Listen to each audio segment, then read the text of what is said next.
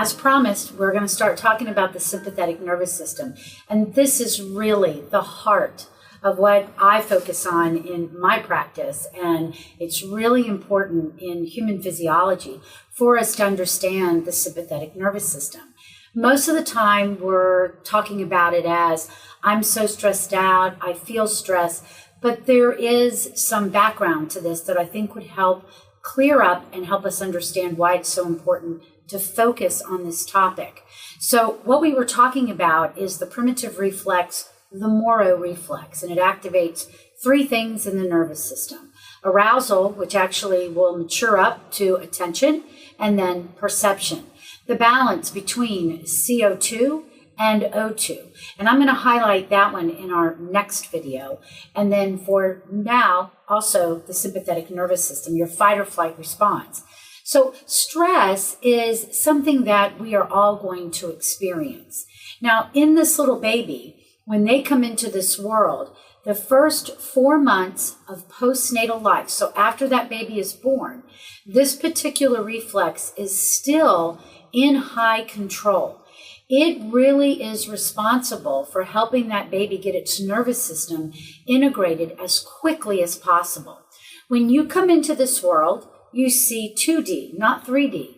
You see 2400. You only pick up low frequency sounds.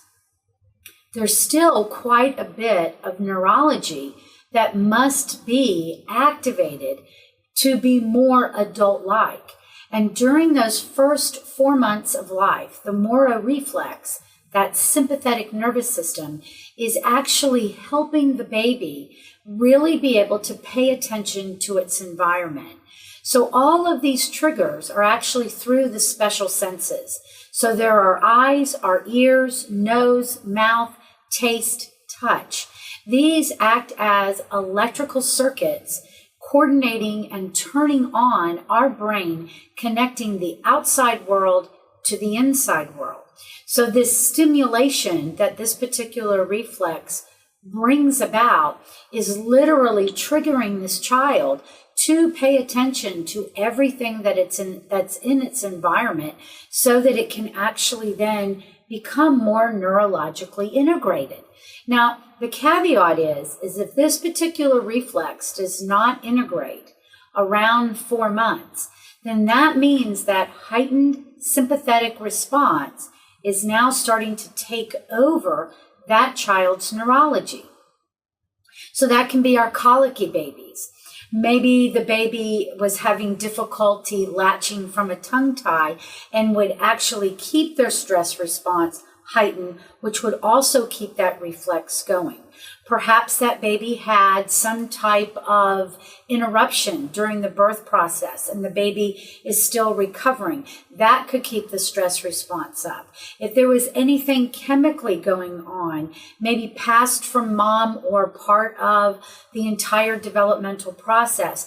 For example, a C-section baby. A C-section baby doesn't get exposed to the healthy probiotics, the good bacteria coming through the vaginal canal. So when that happens, it kind of puts a chemical stressor on the baby's own immune system.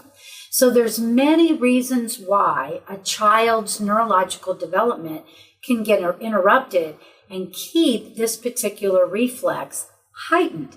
So it can be something that happens from the very beginning, but then it can also be something that is triggered back up because a person endures too much stress over a long period of time.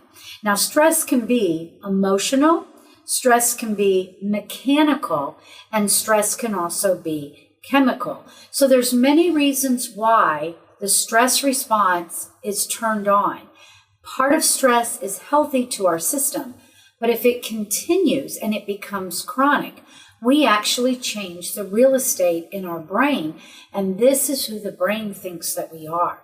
So it's very important for us to understand what really goes on in that stress response. And again, this is an ongoing educational process, so we look forward to having you tune in again.